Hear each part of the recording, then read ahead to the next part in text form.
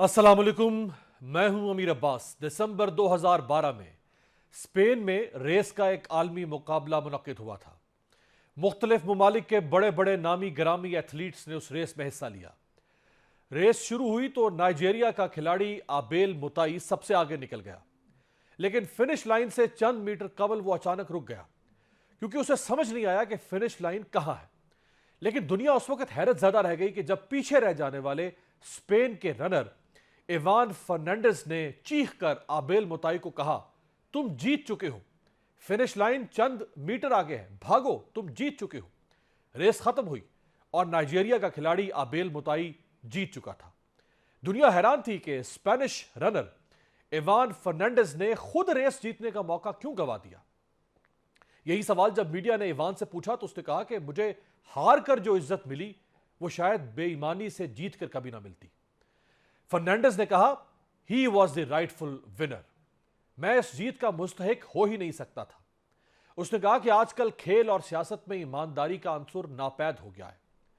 Abel मुताई race जीत चुका था तो फिर मैं कैसे इस जीत का दावा करता। पाकिस्तान में होने वाले हालिया आम इंतखाबात के नताइज मुतनाज़ होने के बावजूद तश्कील पाने वाली इत्तेहादी हुकूमत की साख पर मुसलसल सवालात उठ रहे हैं। Jamaat Islami, JUI, ANP, GDA, Tehreek Insaf समेत खुद नून लीग की हारने वाली कुछ शख्सियात भी ये समझती हैं कि उनके मैंडेट पर भी डाका डाला गया, यानी नून लीग के भी कुछ लोगों को हराया गया, वो हारे नहीं जनरली। यहां सवाल यह है कि क्या फॉर्म 45 और 47 के तनाजे के शोर और दबाव में शहबाज हुकूमत ज्यादा अरसा चल पाएगी।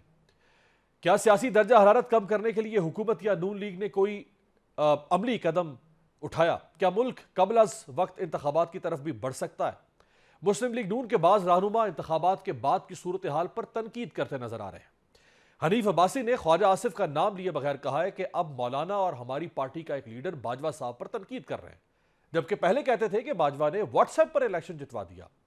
अखलाकी जुर्रत करते तो उस वक्त बोलते जब बाजवा ओहदे पर थे। हनीफ अब्बासी ने यह भी कहा है कि जावेद लतीफ बताएं कौन है जिसने आपका हल्का खोलने पर नवाज शरीफ का हल्का खोलने की बात की। उन्होंने कहा कि मैं जावेद लतीफ के इलेक्शन से मुतल्लिक बयानात पर हैरान हूं। मैं तो उनको अक्लमंद समझता था, मगर वो तो लीडरशिप के साथ ही खेल रहे हैं। मियां नवाज शरीफ के साबिक तर्जुमान मोहम्मद जुबैर भी इंतखाबी नताइज, पार्टी पॉलिसी और हुकूमत साजी पर मुसलसल तनकीद कर रहे हैं।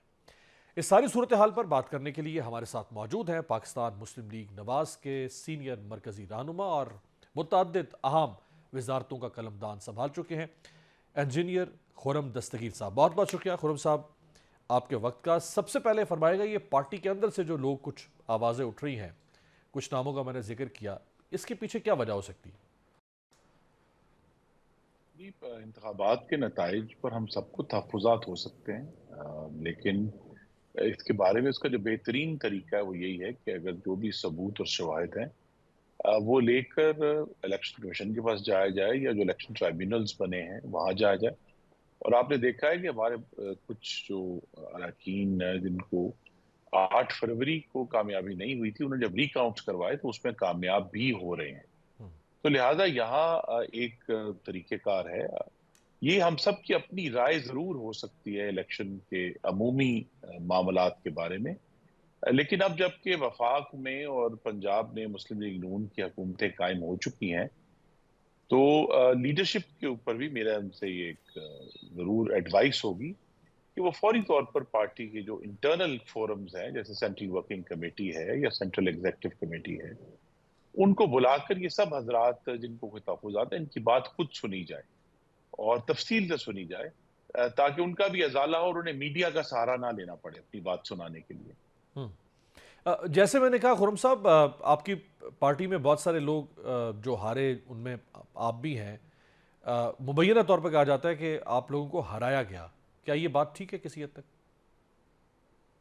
देखिए यहाँ मैं अपने इंतखाब के बारे में कह सकता हूँ कि उसका जो कॉन्डक्ट है उसके ऊपर बड़े गंभीर सवालात हैं। मेरे फॉर्म 45 कूड़े में से बरामद हुए हैं, वोट कूड़ों में से बरामद हुए हैं, और ओवरऑल उसके ऊपर, लेकिन बजाय ये कि हम पूरे इंतखाबात के ऊपर एक सवालिया निशान लगाएं, बेहतर तरीका यही है जो इंशाल्लाह हम इख्तियार करेंगे कि अदालत में जाकर ये सब सबूत और शवाहिद रखेंगे और फिर अदालत के ऊपर ये कयास करेंगे कि वो अपना एक दुरुस्त और इंसाफ का फैसला करेंगे। اس کی کیا وجہ لگتی ہے خرم صاحب کہ حکومت تو بہرحال پی ایم ایل این کی بن چکی، تحریک انصاف کے آزاد لوگوں کے بعد سب سے بڑی پارٹی قومی اسمبلی میں ابھر کر آپ سامنے آئے، اور آپ کے ساتھ اتحادی بھی کھڑے ہو گئے بظاہراً غیر مشروط طور پہ، پھر نواز شریف صاحب کو خود وزیر اعظم کے طور پہ سامنے آنا چاہیے تھا، وہ خود کیوں نہیں آ پائے؟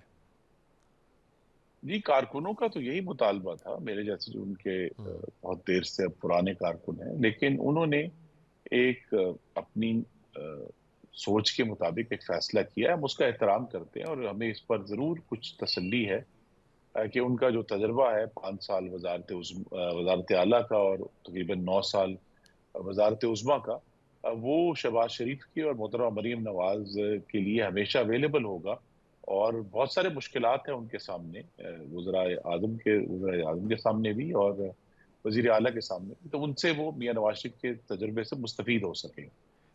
اور یہ محسن نقوی صاحب جیسے کچھ لوگ جن کا آپ کی جماعت سے کوئی تعلق نہیں تھا، ایک الیکٹڈ گورنمنٹ وہ یا تو اپنے لوگوں کو وزیر بناتی ہے جو منتخب ہوتے ہیں، یا وہ اپنے کو جو کانفیڈنٹ کے لوگ ہوتے ہیں، اپنے قریبی لوگ ہوتے ہیں، وہ ان کو اپنی کابینہ میں شامل کرتی ہے۔ تو یہ محسن نقوی جیسے بہت سارے لوگوں کا سامنے آ جانا اور ان کا وزارت حاصل کر لینا، اور اہم وزارت یعنی پرائم منسٹر کے بعد آپ جانتے ہیں سب سے موسٹ امپورٹنٹ منسٹری جو ہے وہ ہوم منسٹری ہے، اس پہ بھی پارٹی کے اندر کوئی ہے تحفظات؟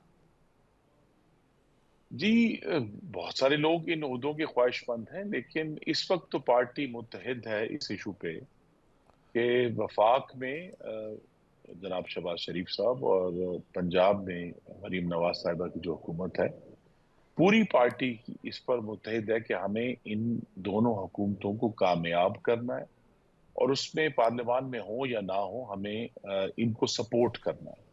تو اگر وزیر اعظم شہباز شریف نے اپنی کابینہ کے لیے کچھ ایسے لوگوں کا انتخاب کیا ہے جو پارٹی میں نہیں رہے، لیکن یہ ان کا استحقاق ہے، اور اگر وہ سمجھتے ہیں کہ ان لوگوں کے کابینہ میں ہونے سے وہ جو حکومت کے معاملات ہیں وہ بہتر طریقے سے چلا سکتے ہیں، تو ہمارا سب کا اس وقت سٹیک تو یہ ہے کہ یہ دونوں حکومتیں کامیاب ہوں، اور اس کے لیے ٹیم جو ہے وہ شہباز شریف صاحب نے چن لی۔ اور اگر نون لیگ انہی محسن نقوی کو سینیٹر بھی منتخب کروا دیتی ہے، جبکہ آپ اور بہت سارے لوگ وہ بھی سینٹ میں آ سکتے ہیں جو قومی اسمبلی میں نہیں پہنچ سکے، تو اتنا کیا لازم و ملزوم ہے کہ محسن نقوی جن کا کوئی دور دور تک تعلق نہیں ہے نون لیگ سے، ان کو پھر سینیٹر بھی بنوایا جائے گا؟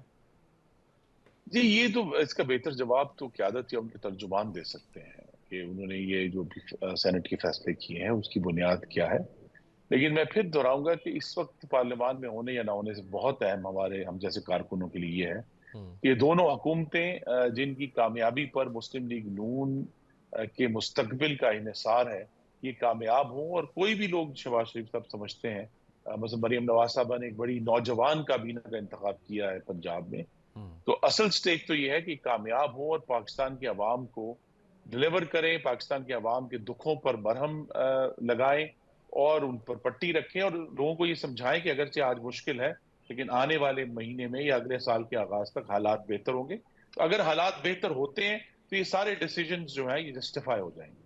صحیح۔ اور جو بائی الیکشن آ رہے ہیں خرم صاحب پنجاب میں، پہلے تھا کہ رانا ثناء اللہ صاحب کو بھی کنٹیسٹ کروایا جائے گا، سعد رفیق صاحب بھی کنٹیسٹ کریں گے، لیکن نہ وہ دونوں شخصیات کنٹیسٹ کر رہی ہیں، نہ آپ کنٹیسٹ کر رہے ہیں، نہ اور اہم لوگ جو نہیں کامیاب ہو سکے وہ کنٹیسٹ کر رہے ہیں، کیا وجہ ہے؟ جی، یہ بھی قیادت کا فیصلہ ہے، ایک بہت ہی چیلنجنگ اور مشکل وقت میں انہوں نے یہ تمام فیصلے کرنے ہیں، اور انہوں نے کیے ہیں اور وہ کر رہے ہیں، تو یہ ان کا فیصلہ ہے کہ یہ ہم جیسے لوگ جن کا ایک 15 سال کا پارلیمان میں تجربہ ہے اور اہم جو وزارتیں ہیں پاکستان کی ریاست کی ان کے چلانے کا تجربہ ہے، اگر وہ سمجھتے ہیں کہ اس وقت دوسرے لوگ بہتر پرفارم کر سکتے ہیں تو ان کو آگے لایا جا رہا ہے۔ رائٹ۔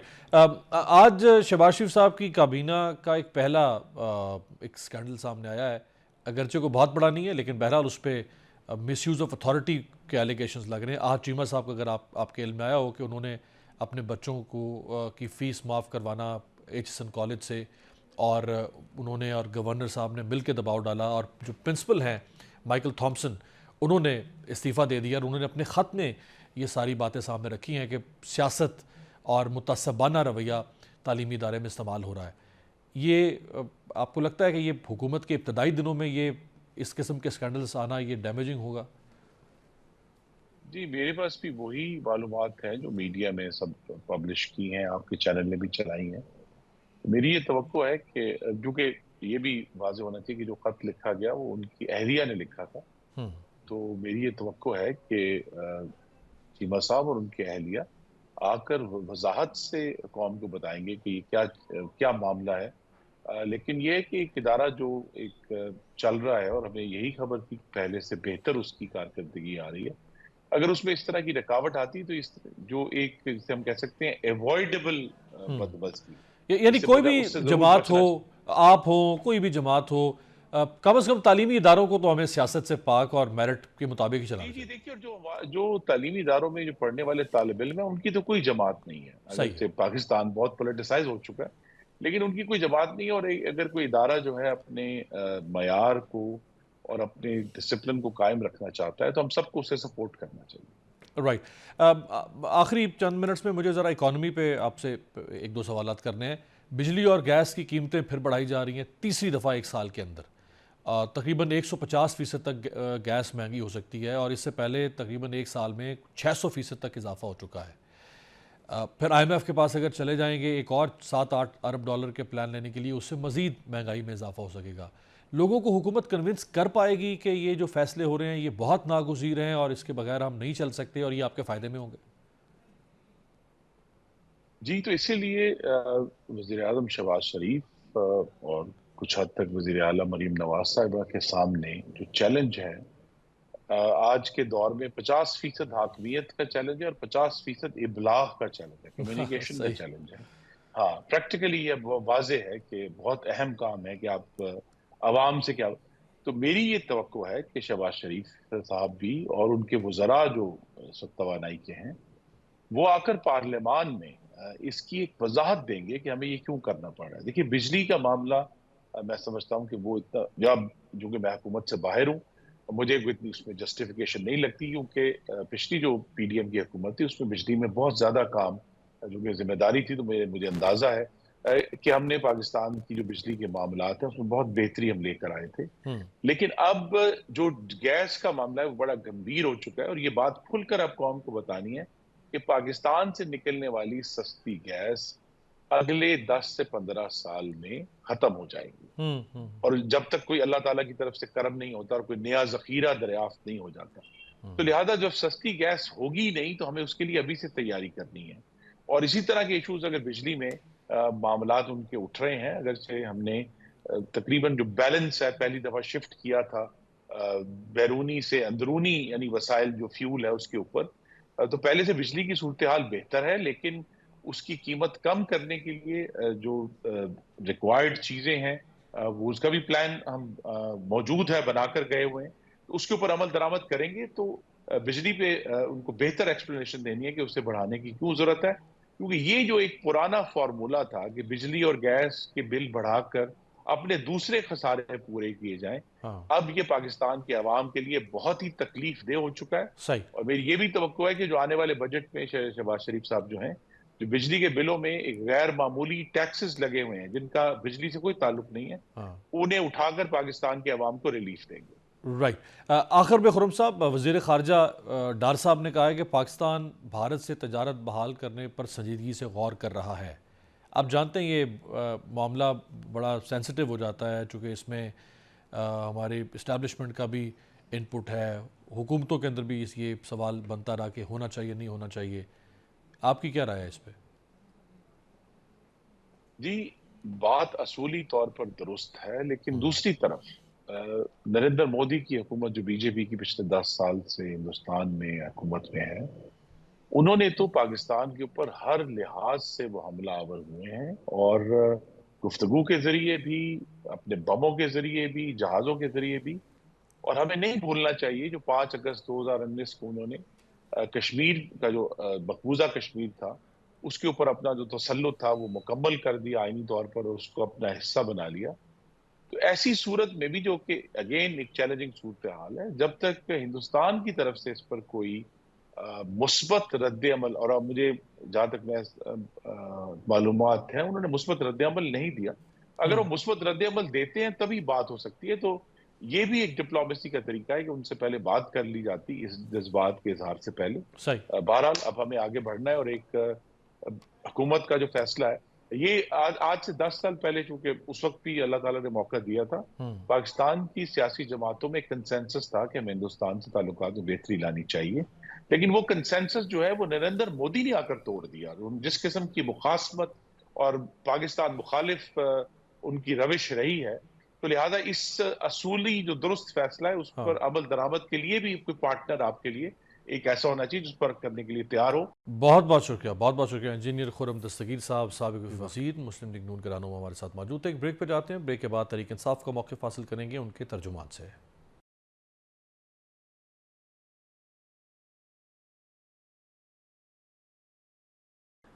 بریک کے بعد خوش آمدید. پاکستان تحریک انصاف کے سینئر نائب صدر شیر افضل مروت نے اپنے ایک بیان میں کہا ہے کہ میں ذمہ داری سے بیان دیتا ہوں کہ تحریک انصاف پنجاب میں ایک فارورڈ بلاک بن چکا ہے اور لوگوں کو ڈرایا جا رہا ہے کہ دوبارہ گنتی میں انہیں ہرا دیا جائے گا.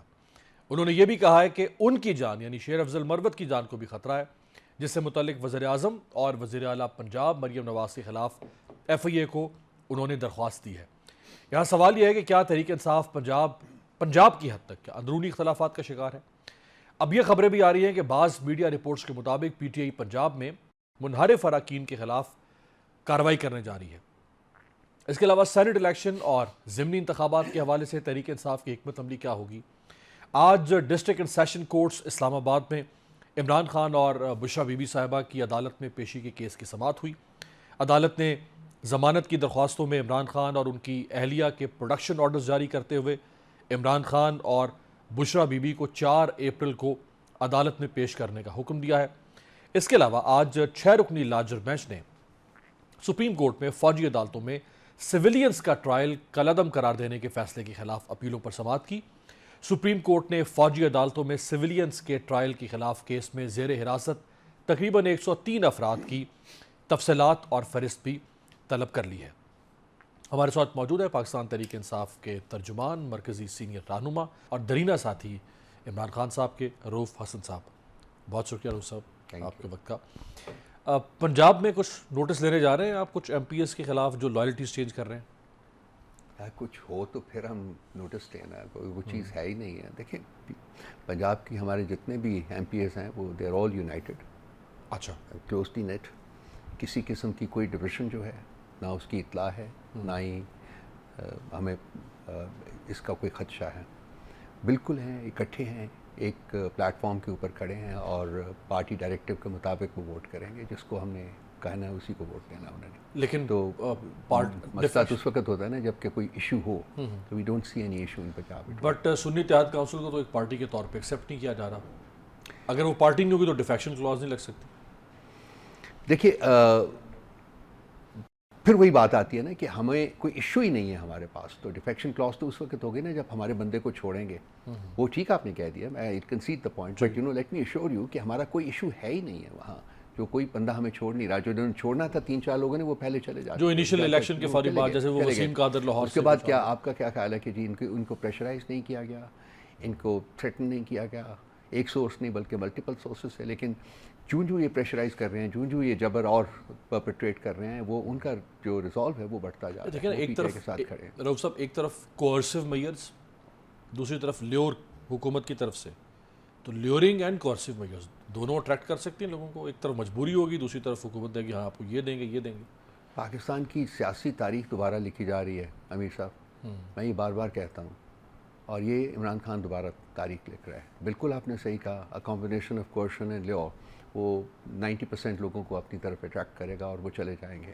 لیکن ہمارے جتنے بھی آپ دیکھیے لوگ گئے ہیں، آپ ان کا پورا آپ 2 سال کا عرصہ، خاص کر 9 مئی کے بعد کا جو پیریڈ ہے اس میں دیکھیے، وہ لیور کے پیچھے نہیں گئے ہیں. ان کو پکڑا گیا ہے، ان کو مسٹریٹ کیا گیا ہے، ان کے اوپر ان ہیومن برتاؤ رکھا گیا ہے، اور اس کے بعد وہ نکلے ہیں. آفٹر آل انسان کی کیپیسٹی ہوتی ہے نا ایک کہ اتنا لے سکتے ہیں. لوگ اسٹیل کے تو نہیں بنے ہوئے، کوئی نہیں پتھر کا بنا ہوتا. سو کوئی لیور کے پیچھے شاید ہی آپ کو کوئی مثال ملے گی جو کہ لیور کے پیچھے گیا ہے. وہ 27 لوگ جو تھے چلے گئے تھے، جو گئے تھے لیور کے پیچھے، اور پھر ان کے ساتھ جو ہوا الیکشن، اور انہوں نے پولیٹیکل ڈیتھ، ان کی پولیٹیکل ڈیمائس ان 27 کے 27 کی ہو چکی ہوئی ہے. ان میں سے کوئی بندہ کھڑا نہیں ہو سکتا. تو جو اب کھڑا ہوا وہ بھی فارغ ہوا. اور یہ لوگ جو ہیں besides other factors and that کہ ٹوٹل کمٹمنٹ ان لوگوں کی پی ٹی آئی کے ساتھ، ان کو یہ بھی پتہ ہے کہ ان کے پریڈیسیسرز کچھ لوگ جو گئے تھے لیور کے پیچھے، ان کے ساتھ کیا ہوا ہے، لوگوں نے کیا کیا ہے ان کے ساتھ، ان کی سیاسی کورنگ ہوتی ہے سب کی. دو راستے ہیں اس وقت آپ کے پاس. ایک تو یہ کہ چونکہ عمران خان خود فاسٹ بالر ہے، اگریسو پالیٹیشین ہے، اگریسو نیریٹو ہے ان کا، ہیڈ آن ہیڈ لیتے ہیں اپنے مخالف کو، پارٹی اسی راستے پر چلے جب تک چل سکتی ہے. اور دوسرا یہ آپشن ہے کہ آپ ون ون سچویشن کے ساتھ اس حکومت کو ٹائم پورا کرنے دیں. کیا آپشن اس وقت انڈر کنسیڈریشن ہے؟ یہ ون ون سچویشن تو نہیں ہے. میں آپ کے ساتھ ڈس ایگری کروں گا کہ اگر ہم اس حکومت کو اپنا 5 سال کا عرصہ کمپلیٹ کرنے دیں تو وہ آپ کو نہ چھیڑیں، آپ ان کو نہ چھیڑیں. اگر یہ لیجیٹیمیٹ طریقے سے آئے ہوتے، ان کے پاس فارم 45 ہوتے، تو ہم ان کے اوپر کہتے کہ ٹھیک ہے جی یہ لیجیٹیمیٹ حکومت ہے، مینڈیٹڈ حکومت ہے، ہم ان کے ساتھ کھڑے ہیں. یہ ایک لیگل انکانسٹیٹیوشنل حکومت ہے جس کو کہ امپوز کیا گیا. کانفرنٹیشن کا راستہ ہم نے اڈاپٹ نہیں کیا. ہم نے following a 3-pronged strategy, very simple سی، ویری ریشنل، ویری پریگمیٹک. ہمارے پاس 3 آپشنس ہیں اور ہم تینوں آپشنس جو ہیں وہ ایکسرسائز کر رہے ہیں. ہمارے پاس ایک آپشن ہے پارلیمنٹ کے اندر. ہم پارلیمنٹ کے اندر بیٹھے ہوئے ہیں، ہم وہاں اپنا رول جو ہے وہ پلے کریں گے. وہ آپ کی یہاں نیشنل اسمبلی ہو یا وہ پنچل اسمبلیز ہو، ہم اس میں جا کے اپنا رول کلیتاً پورا کریں گے، رابسٹلی پورا کریں گے. دوسرا آپشن ہمارے پاس لیگل فرنٹ ہے. ہماری چونکہ کمپلینٹس ہے تو ہم وہ جو بھی آپشن ہمارے پاس وہاں موجود ہیں، وہ ای سی پی کا ہو یا ٹرائبیونلز کا ہو یا کورٹس کا ہو، ہم وہاں جا رہے ہیں، اپنا کیس وہاں لے کے جا رہے ہیں. تیسرا آپشن ہمارے پاس ہے ہماری سیاسی جدوجہد، پرامن سیاسی جدوجہد، اور وہ اس کا دار و مدار جو ہے وہ پہلے اور دوسرے کے ساتھ ڈائریکٹلی لنکڈ ہے. اگر تو پارلیمنٹ کے اندر رہ کے ہماری بات سن لی جاتی ہے اور اگر لیگل فرنٹ کے اوپر ہمیں انصاف مل جاتا ہے تو تیسرا آپشن جو ہے وہ اس کو ایکسرسائز نہیں کیا جائے گا. ابھی بھی ایکسرسائز وہ ہو رہا ہے. ہم نے کالس دیے ہیں، خان صاحب نے کالس دیے ہیں، لوگ نکلے ہیں، لیکن ابھی ہم اس کو کلیتاً ایکسرسائز نہیں کر رہے. لیکن اگر ہمیں پارلیمنٹ کے اندر ہماری سنوائی نہیں ہوتی اور لیگل فرنٹ کے اوپر بھی ہمیں جیسا کہ پچھلے 2 سال میں ہوا انصاف نہیں ملا، تو پھر یہ جو تیسرا آپشن ہے یہ زیادہ رابسٹلی ہم اس کو فالو کریں گے. 30 مارچ کو جلسہ کر رہے ہیں آپ اسلام آباد؟ 30 مارچ کو ہم جلسہ نہیں کریں گے جی. پہلے تو تھا core committee has decided not to hold it on the 30th of March. وہ اب اس کو تھوڑا سا آگے آن سم ادر ڈیٹ اور کینسل؟ تھوڑا سا کچھ دن آگے کریں گے اس کو. اچھا 21 اپریل کا کراچی کا کنفرمڈ ہے، وہ آج کور کمیٹی نے کنفرم کر دیا. وہ کنفرم ہے. کیا 4-5 روز پہلے خبر آئی، اب آپ اس کو کنفرم کر سکتے ہیں یا اس کی تردید کر سکتے ہیں کہ عمران خان صاحب شاید جیل میں ان کی جن لوگوں سے حالیہ دنوں میں ملاقات ہوئی وہ اس بات پہ مطمئن نہیں ہے کہ پارٹی کو جس طرح وار فوٹنگ پہ اور فرنٹ فٹ پہ آ کے اگریسولی نیریٹو کو الیکشن ریگنگ کے حوالے سے اور کورٹس میں جا کے کرنا چاہیے پروسیڈ، وہ نہیں کر رہی ہے. دیکھیے پارٹی ان کے ڈائریکٹیوز کے مطابق عمل کرتی ہے، انہی کے فیصلے ہوتے ہیں اور جو وہ کہتے ہیں. لیکن خان صاحب کی جو کیپیسٹی ہے، جو ان کی پولیٹیکل ایکیومن ہے اور جو باقی چیزیں ہیں، لازمی بات ہے وہ تو ہم مس کر رہے ہیں نا، پارٹی مس کر رہی ہے. وہ کوئی اور خان صاحب تو بن نہیں سکتا، ریپلیس نہیں کر سکتا، ریپلیسمنٹ نہیں ہے. تو اگر کوئی اس قسم کی فیلنگ ان کو ہوئی ہوگی تو کم از کم میری ذات تک نہیں پہنچی ہے. مجھے کسی یعنی ذرا ٹھنڈے نہ چلیں، تھوڑا آگے آ کے وہ وقت آ رہا ہے، بہت تیزی سے آ رہا ہے. میں نے عرض کیا نا کہ تیسرا آپشن ہمارے پاس پڑا ہوا ہے، وہ تیسرے آپشن کی بات ہے. تو اب یہ ہم نا امید تو پہلے بھی تھے، اب نا امید تر ہو گئے ہیں پہلے اور دوسرے سے. لیکن ہم چاہتے ہیں کہ ہم پروسیس کمپلیٹ کریں. ہم کوئی کسی کو موقع نہیں دینا چاہتے کہ جی آپ کے پاس آپشنس تھے، آپ نے وہاں کیوں ایکسرسائز نہیں کیا. وہ ہم کریں گے. اس کے بعد تیسرا آپشن تو سیاسی جدوجہد کا ہے. اور اس ملک کے عوام میں آپ کو بتا دوں تیار بیٹھے ہوئے ہیں، بالکل تیار بیٹھے ہوئے ہیں. صرف کال کی ضرورت ہے. اور ہم نے اپنے آپ کو ریسٹرین کیا ہوا، ہم کال نہیں دے رہے بیکاز وی وانٹ کہ معاملات جو ہیں وہ ایک بہت زیادہ سیاسی طریقے سے حل ہو جائیں. Political achievements are always conditional with political mistakes. یہ نہیں ہو سکتا کہ آپ صرف ہواؤں میں اڑتے رہیں اور آپ کے پر نہ جلیں لو سے. کچھ سیاسی غلطیاں بھی تو ساتھ ساتھ ہوتی چلی جائیں گی. جیسے ایک اسٹیٹمنٹ دے دی علی امین گنڈا پور نے، اس کو جسٹیفائی کرنا یا ڈیفینڈ کرنا شاید آسان نہ ہو. مروت صاحب کوئی نہ کوئی شدھ نہیں چھوڑ دیتے ہیں. یہ چیزیں کیسے کنٹرول کریں گے؟ دیکھیے جو پچھلے تقریباً 2 سال سے اور خاص کر 9 اپریل کے بعد سے ایک پولیٹیکل پارٹی جس کا نام ہے پاکستان تحریک انصاف، اس کے ساتھ ہی ہے. پاکستان کی 76 سالہ تاریخ میں اس کی کوئی پیرلل نہیں ملتا. جتنا جبر، جتنی ظلم اور فسطائیت کا ہمارے اوپر اس کی بارش ہوئی ہے. میں تو خود حیران ہوں پی ٹی آئی کا ایک ویری ڈیووٹیڈ ممبر اور سید اراز سے ہونے کے باوجود میں کہتا ہوں ہم سروائیو کیسے کر گئے. ہمارے لیے سب سے بڑا چیلنج جو ہو گیا تھا 9 مئی کے بعد وہ سروائیول تھا.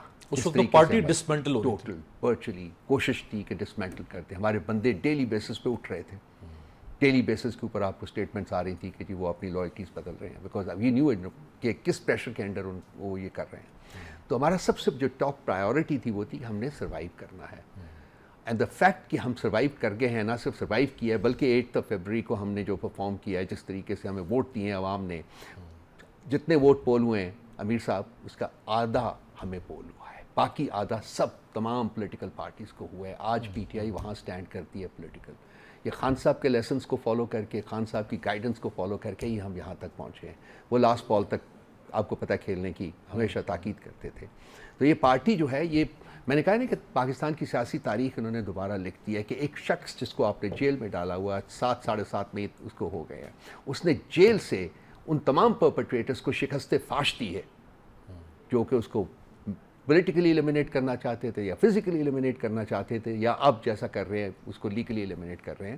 وہ شخص جو ہے وہ ہار ماننے والا نہیں ہے اور وہ اصولی آدمی ہے, اصول اس کے جو ہے وہ مقدم ہے, ان پہ کھڑا ہے.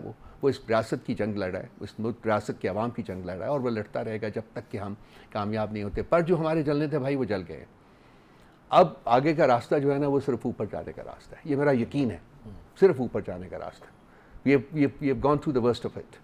جسے کہتے ہیں every fall has a rise and every rise has a fall. تو وہ فال سے پہلے آپ کا رائز تھا, پھر وہ فال, اور اب آپ کہہ رہے ہیں فال سے پھر rise. Now there's only one way and that is going up.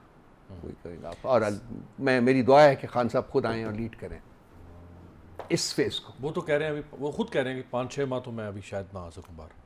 بس دیکھتے ہیں کہاں جاتا ہے, کس طرف جاتا ہے. ہائی کورٹ میں آپ ایک کیس چل رہا ہے, اس سے ہوپ فل ہے, سائفر کیس. دیکھیں کورٹس سائفر کیس کی تو کوئی بیسس ہے ہی نہیں ہے, کوئی بیسس ہی نہیں ہے. دیکھیں اس نے جا کے ڈونلڈ لو کی جو اسٹیٹمنٹ ہے اس کو دیکھیے آپ, اس نے کیا کہا ہے. the man could not talk. اس سے کتنا فائدہ ہوا ہے کانگریشنل ہیئرنگ سے آپ کو؟ کانگریشنل ہیئرنگ سے ایک فائدہ تو یہ ہوا ہے, سب سے امپورٹنٹ بات یہ ہے کہ آپ نے اس کی حقیقت کو, سائفر کی حقیقت اسٹیبلش ہو گئی کہ وہ تھی, یس تھی, وہ سب کچھ تھا. خان جھوٹ نہیں بولتا تھا, خان نے سچ بولا تھا کہ یہ سائفر ہے. اس کے کانٹینٹس جو ہیں وہ انٹرسیپٹ نے آپ کو پتہ ہے ایکسپوز کر دیے ہوئے ہیں. ہماری نیشنل سیکورٹی کمیٹی وہ نیشنل سیکورٹی کمیٹی کی میٹنگز پہ 2 میٹنگ میں سکسیڈنگ کنزیکٹیو میٹنگز میں اس کے پڑے ہوئے منٹس ہیں. تو اس کے باوجود آپ نیریٹو دیتے رہے یہاں, مطلب ہماری حکومتیں جو ہیں کہ جی وہ تو ہے ہی نہیں ہے, یا خان صاحب نے خود کنکاکٹ کیا ہے یا بنایا, فیبریکیٹ کیا ہے, اور اس کے بعد اس کے خلاف ان کے خلاف مقدمہ بنا. سائفر انہوں نے فیبریکیٹ نہیں کیا, یا وہ کوئی کنکاکٹڈ سائفر نہیں ہے.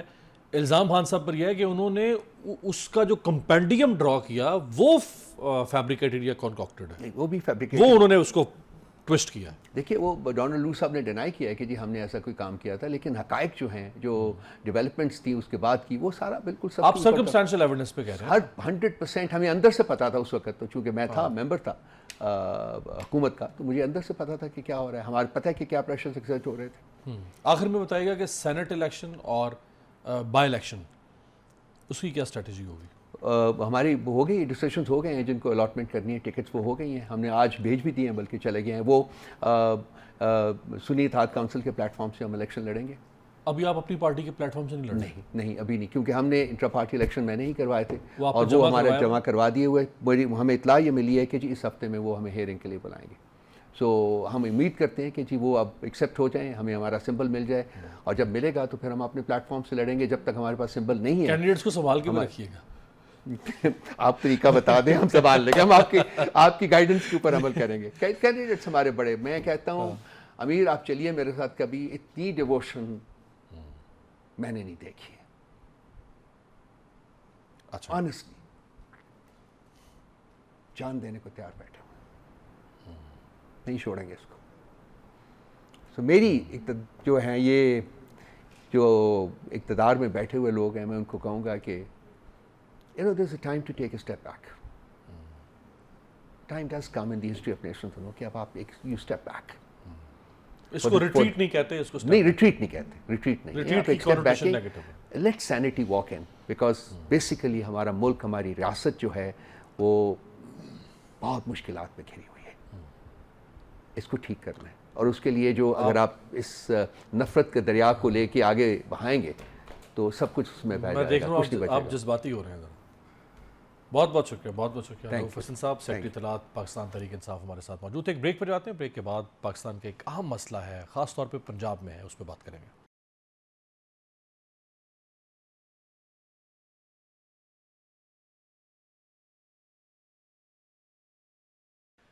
بریک کے بعد خوش آمدید۔ گزشتہ روز فیصل آباد میں پتنگ کی ڈور نے 22 سالہ آصف کی زندگی کی ڈور کاٹ دی۔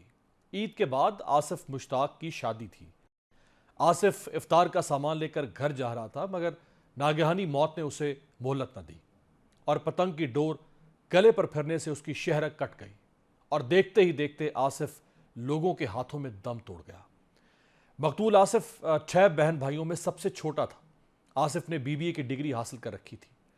دوسری طرف وزیر اعلیٰ پنجاب مریم نواز نے نوجوان کی ہلاکت کا نوٹس لیتے ہوئے پابندی کے باوجود پتنگ بازی کے واقعات پر شدید برہمی کا اظہار کرتے ہوئے پنجاب بھر میں خونی کھیل کے سدباب کے لیے مہم شروع کرنے کا حکم دے دیا ہے۔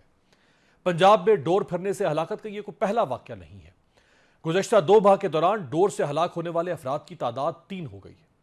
پتنگ بازی نہ صرف پاکستان بلکہ بھارت میں بھی محض تفریح کے بجائے ایک خونی کھیل بن چکا ہے۔ جنوری 2023 میں بھارت میں پتنگ بازی کے سالانہ میلے کے دوران پتنگ کی ڈور گلے پر پھرنے سے 3 بچوں سمیت 6 افراد ہلاک ہوئے تھے۔ پنجاب میں پتنگ بازی سے ہلاکتوں کا معاملہ سنگین صورت اختیار کر چکا ہے۔ اس معاملے پر سیاسی رائے تقسیم کا شکار نہیں ہونی چاہیے تھی۔ ڈور بنانے والے کارخانے ایک مافیا بن چکے ہیں۔ پتنگ بازی کے لیے ہلاکت خیز دھاتی ڈور استعمال کی جا رہی ہے۔ ڈور کی تیاری میں کانچ کا استعمال کیا جاتا ہے جو کہ کافی خطرناک ہے۔ پتنگ کی ڈور سے ہلاکتوں کی شرح پنجاب میں سب سے زیادہ ہے۔ کیا وجہ ہے کہ پتنگ بازوں کے ساتھ دھاتی ڈور اور پتنگیں بنانے والوں کے خلاف کریک ڈاؤن نہیں کیا جاتا؟ پتنگ باز ایک دوسرے کو نیچا دکھانے اور مخالف کی پتنگ کاٹنے کے لیے ایسی موٹی دھاتی ڈور کا استعمال کرتے ہیں جسے مختلف کیمیکلز ملا کر تیار کیا جاتا ہے۔ نتیجتاً وہ ڈور آسانی سے ٹوٹتی نہیں اور یہی ڈور کسی راہگیر یا موٹر سائیکل اور کھلی گاڑیوں میں سوار لوگوں کا گلا کاٹنے کا بھی باعث بنتی ہے۔ یہ موٹی اور کیمیکل زدہ ڈور کسی چھری کی دھار کی طرح تیز ہوتی ہے۔